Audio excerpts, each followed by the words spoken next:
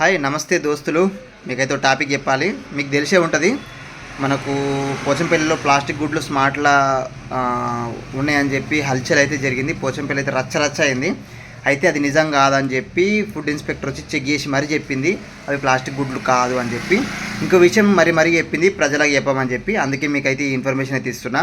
ఏం లేదు, గుడ్లు అయితే మనకు స్మార్ట్లో 6 రూపాయలు దొరుకుతుంది, వాళ్ళకైతే ఇంకా తక్కువ పడుతుంది, 5 రూపాయలకు 4 రూపాయలకు దొరుకుతుంది. అలాంటప్పుడు ఒక ప్లాస్టిక్ గుడ్ను రెడీ చేయడానికి మినిమం 30 రూపాయల నుంచి 20 రూపాయలన్నా పడుతుంది. అయితే వాళ్ళు 30 రూపాయల నుంచి 20 రూపాయలకు కొని మనకు 6 రూపాయలు ఇస్తుంది. కాళ్ళు ఏమన్నా అదా అంత బకరాల తన మాట చెప్పింది. అలాగే ప్లాస్టిక్ రైస్ కూడా నమ్మొద్దు, ఇదంతా కల్పితాలు మాత్రమే అని చెప్పింది. ఎందుకంటే ప్లాస్టిక్ గుడ్డుకి అయ్యే ఖర్చు అయితే 30 రూపాయలు అవుతుంది, అందుకే నమ్మొద్దు అని చెప్పి మరీ చెప్పింది. ప్లీజ్ ఈ విషయాన్ని మాత్రం అది ఎలా స్ప్రెడ్ చేశారో ఇది కూడా అలా స్ప్రెడ్ చేయాలని చెప్పి నేను మనస్ఫూర్తిగా కోరుకుంటున్నా. జై హింద్.